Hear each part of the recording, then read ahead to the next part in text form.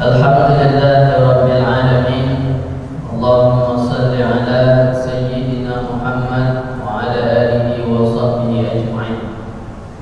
Alhamdulillahi Rabbil Alamin. Nawaitu ta'allum wa ta'lim wa tadhakkur wa tadhkir wa naf'a wal intifa' wal ibadah wal istifadah wal hadha ala tamassuk bi kitabillah wa sunnati rasulih wa du'a ila al-huda wa dalalah ila al-khair wa ibtigha'a wajhillah wa maghfiratihi wa qurbihi wa thawabihi subhanahu wa ta'ala. Rabbi ishrah lana sadrana wa yassir amrana wa hlul 'uqdatam min lisanina yafqahu qawlana. Rabbi zidna ilman warzuqna fahman walhamdulillahi rabbil alamin. Segala puji syukur bagi Allah Subhanahu wa taala. Selawat dan salam bagi Rasulullah sallallahu alaihi wasallam. Alhamdulillah, siang hari ini kita masih dalam rahmat dan nikmat Allah Subhanahu wa taala. Semoga kita senantiasa dalam taufik dan hidayahnya, agar kita mampu senantiasa berada dalam taat kepada Allah Subhanahu wa taala.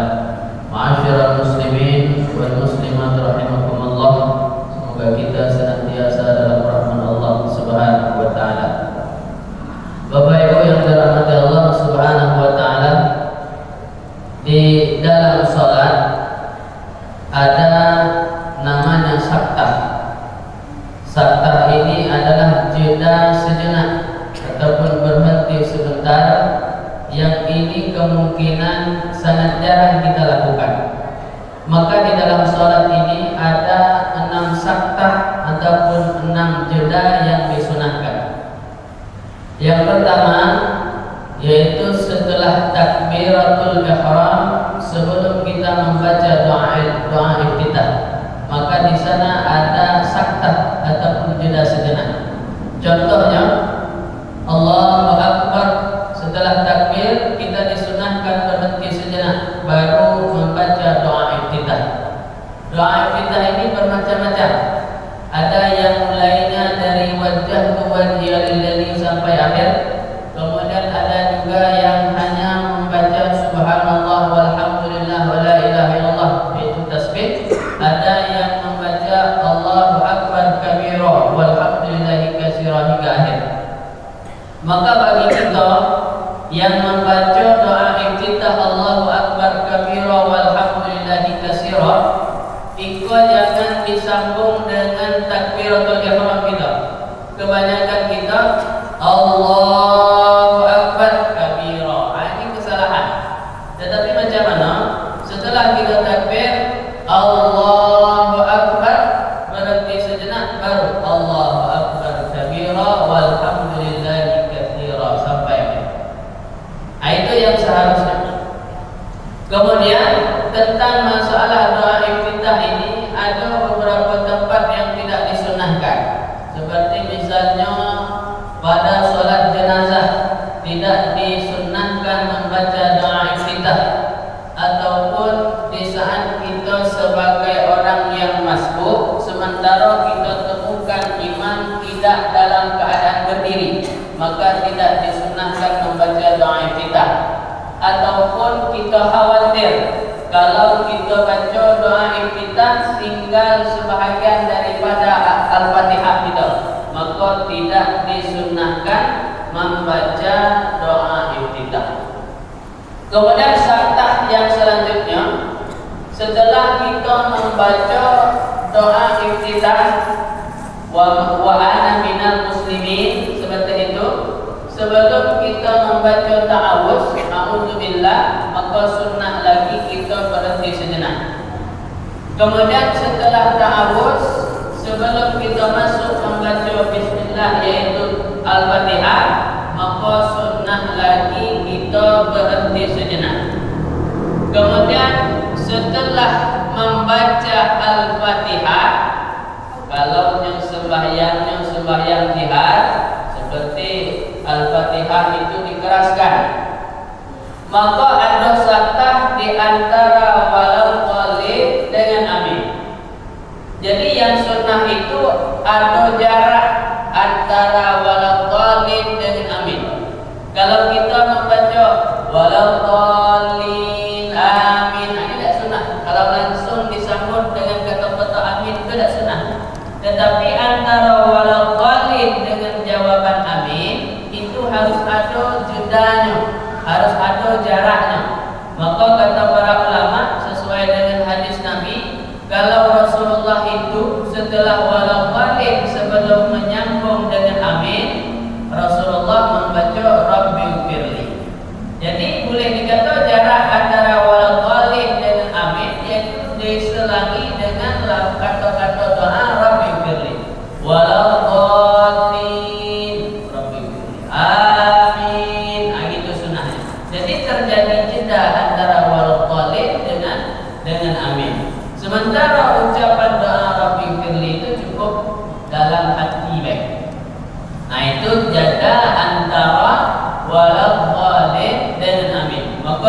sunnahnya waladdallin. Amin. Kalau langsung waladdallin. Amin. Itu tidak sunnah. Yang sunnah harus ada jeda. Kemudian jarak antara Al-Fatihah dengan surah, membaca surah. Apalagi kalau sebagai seorang imam. Kebanyakan kita tengok kejadian imam ini waladdallin amin bismillahirrahmanirrahim langsung disambut dengan baca surah. Tapi sunnahnya macam mana? Maka Syekh Nawawi Al-Bantani dalam kitab Kasyifatus Sajah menyampaikan, bagi seorang imam kalau bacaannya bacaan jihar yang dikeraskan suaranya, maka sunnah bagi imam ini menjeda antara Al-Fatihah dengan ayat ukuran makmum itu selesai baca surah Al-Fatihah. Kira-kira ukuran makmum ini selesai baca surah Al-Fatihah itu berapa lama? Kita buat misalnya makmum selesai baca Al-Fatihah kok ukuran semenit, maka setelah baca Al-Fatihah tunggu semenit baru baca ayat. Ada tidak? Sunnah sudah balagh itu langsung disambung dengan ayat. Kemudian yang selanjutnya yang sunnah setelah baca ayat tidak sunnah langsung rukuk, berarti sunnahnya ada jeda. Misalnya kita baca surah Al-Ikhlas, Bismillahirrahmanirrahim, Qul huwallahu ahad, Allahus samad, lam yalid wa lam yulad wa lam yakul lahu kufuwan ahad. Allahu akbar. Arabiqil itu sebagai apa? Subhanallah. Itu sebagai jeda, jangan disebut. Nah, itu sebagai jarak jedanya. Kalau kita langsung disambut dengan rukuk, Bismillahirrahmanirrahim. Qul huwallahu ahad, Allahus samad, lam yalid wa lam yulad wa lam yakul lahu kufuwan ahad. Allahu akbar. Macam apa ada sunnah? Sunnahnya macam mana? Dijeda ukuran membaca subhanallah. Selesai baca ayat subhanallah. Allahu akbar. Itu namanya saktah di dalam sholat. Maka hal ini sunnah, walaupun ditinggal tidak juga masalah. Tetapi yang namanya sunnah tentu ada nilai plus di sisi Allah Subhanahu wa taala. Karena macam apa? Salat itu tergantung dengan kualitas. Kita sembahyang zuhur sama, rukunnya sama, tetapi kualitasnya berbeda. Dari segi mana? Ada sebahagian kita melakukan sunnah, ada sebahagian kita tidak melakukan sunnah. Maka boleh dikatakan salat itu kalau nilai pokoknya 100, kalau ditambah sunnahnya tambah pula lebih daripada nilai 100. Semakin banyak sunnah, maka semakin banyak pula pahala yang kita dapat daripada salat itu. Maka harus kalau bisa diusahakan kita lakukan. Kemudian mengingat waktu masih ada juga yang masih linglung kebanyakan kita ini tentang masalah mengangkat tangan di dalam sembahyang. Dalam sembahyang kok mengangkat tangan itu hanya sunnahnya 4 tempat. Pertama takbiratul ihram, Allahu akbar. Kemudian di saat kita nak rukuk, Allahu akbar.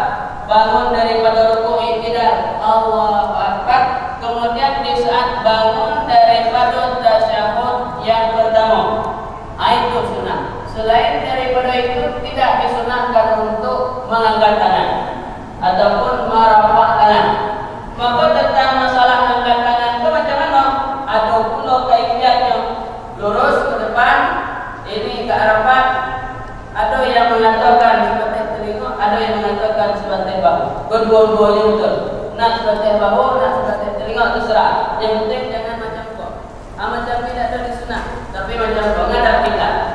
Kemudian jarak sampainya ukuran bahu lurusnya, kemudian dia lurus. Itu ada yang macam kok, ada yang macam kok, macam-macam model. Di sunnah lurus ke depan, kemudian menghadap kiblat. Batasnya boleh di atas batas telinga, boleh di atas ukuran bahu. Apa tujuannya kata para ulama untuk memuliakan Allah, ada juga mengatakan untuk membuka hijab antara kita dengan Allah Subhanahu wa taala. Wallahu a'lam bishawab. Hanya sekian, wabillahi taufiq wal hidayah. Assalamualaikum warahmatullahi wabarakatuh.